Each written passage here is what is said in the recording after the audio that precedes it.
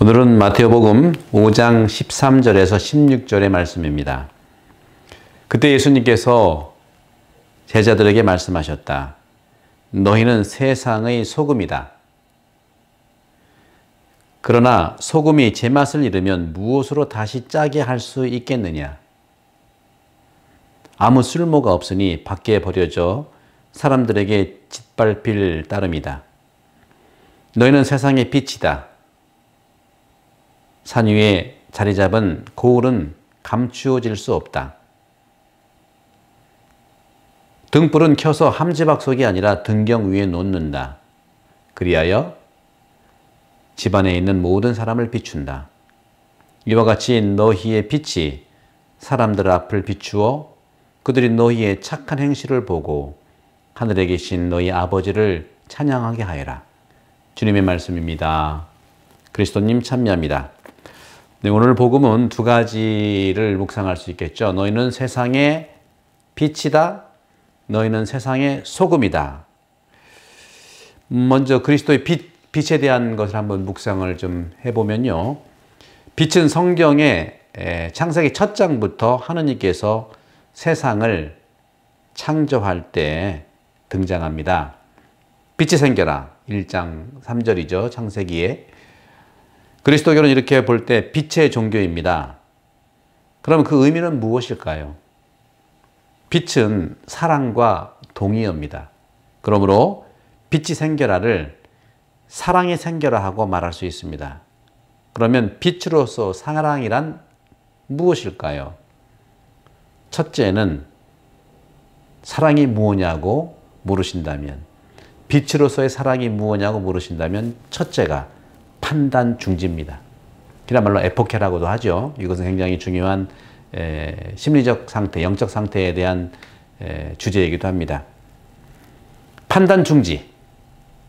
빛은 누구든 판단하지 않고 모두를 비추기 때문입니다. 죄인이든 아니든 모두에게 밝음을 주죠. 둘째, 빛은 무엇일까요? 빛으로서 사랑은 무엇일까요? 알아차림입니다. 인식이죠, 인식. 첫째는 판단 중지, 두 번째는 인식, 깨달음, 알아차림입니다. 환하게 빛을 비추면 알지 못했던 것들을 보고 알 수가 있기 때문입니다.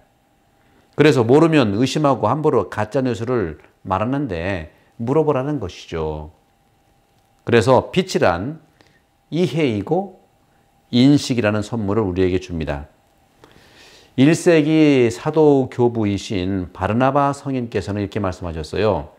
왜 하느님께서 빛을 먼저 창조하셨을까 하고 물어보았습니다. 이는 그리스도께서 세상의 참 빛이시기 때문이라고 증언했습니다.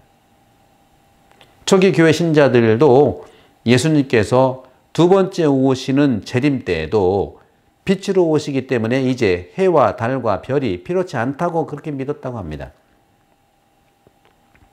빛은 이처럼 판단 중지와 알아차림이라는 선물을 우리에게 주십니다. 그렇기 때문에 우리는 빛이신 그리스도와 성령의 조명으로 모든 것을 인식할 수가 있습니다. 이미타시오 크리스티, 라틴 말인데요. 그리스도를 따름이라는 준주성범이라는 영적 서적이 있는데 준주성범도 이렇게 말합니다. 그리스도를 아는 자는 모든 것을 안다 하고 말입니다. 그리스도께서는 우리의 광명, 그리스도는 우리의 빛이십니다.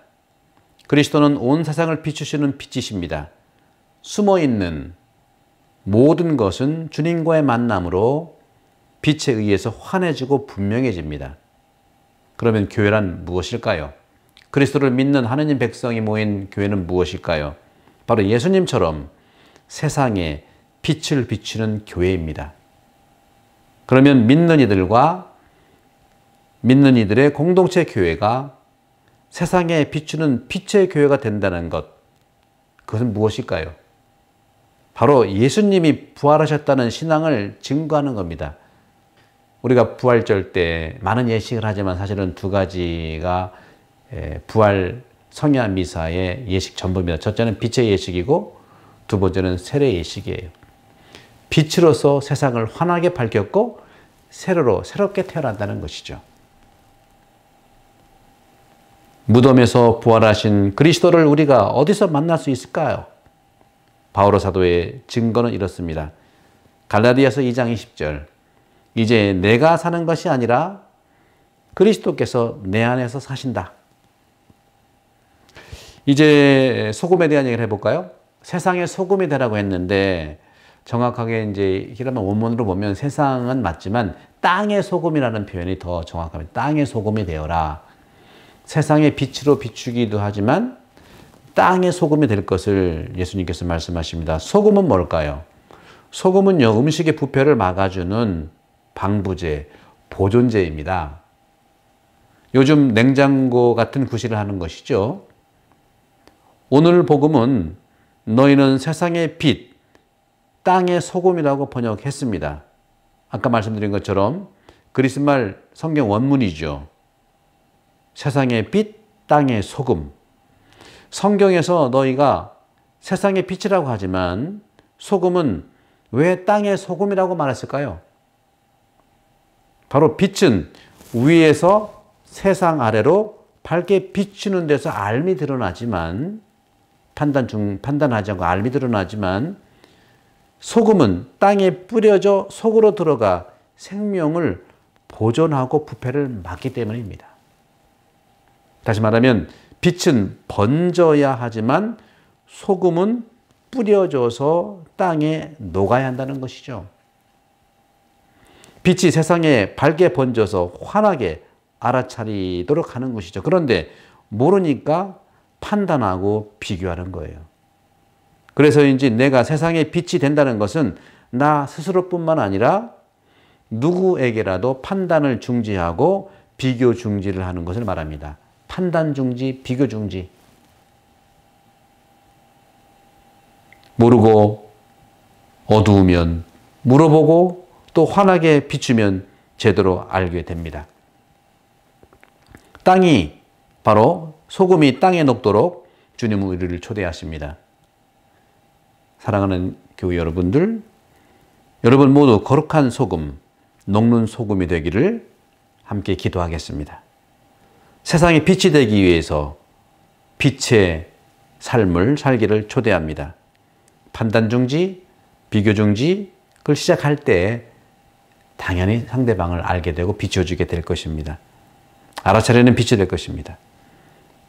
땅에 녹는 소금, 세상을 비추는 빛, 모이는 교회, 머무는 교회에서 바로 교회에서 세상이 빛이 되어 나가는 교회, 땅에 녹는 소금처럼 나누는 교회가 되기를 주님은 우리와 교회를 초대하신다고 믿습니다. 세상에 빛이 되는 교회, 땅에 녹는 소금이 되는 교회가 되는 것이 오늘 주님께서 초대하시는 하느님의 초대장이라고 생각합니다. 땅의 소금, 세상의 빛, 이 모든 것들을 우리가 살아갈 수 있는 것은 바로 서로 연대하고 서로 사랑하는 것이 아닐까 생각해 봅니다. 그런 점에서 우리는 그런 차원에서 초대 그리스도교인들이 믿고 살았던 그리스도를 아는 자가 모든 것을 안다. 네. 왜냐하면 빛이시고 소금의 역할을 그분이 먼저 하셨기 때문입니다.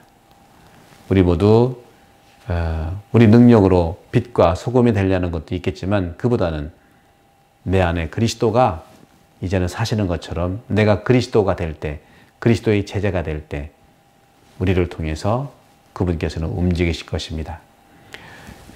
지난번 삼위일체 대축일 때 이 삼위일체 신비에 대한 말씀을 드렸는데요. 이 삼위일체 이권의 또 하나의 중요한 부분들은요. 이제는 인간의 시선으로 바라보는 것이 아니라 하느님의 시선으로 이 이권을 바라볼 필요가 있어요. 서양의 서양 화가들은 이 이콘을 본 다음에 이것을 이해를 못했어요. 이 격자를 이렇게. 이 당시에는 원근법이 없었나 하고 그랬던 거. 원근법은 뭡니까? 멀리 갈수록 좁아지고 여기는 넓어지는 거죠. 그렇지 않습니다. 이것도 원근법이 있는 거예요. 인간이 보는 원근법이 아니라 하나님이 우리를 바라보는 원근법이라는 것이죠. 이처럼 우리는 예수 그리스도께서 이미 빛과 소금을 하신 것처럼 그분의 삶을 통해서 우리가 빛이 되고 소금이 될 수가 있습니다. 여러분들, 하느님께서 우리 안에 계십니다.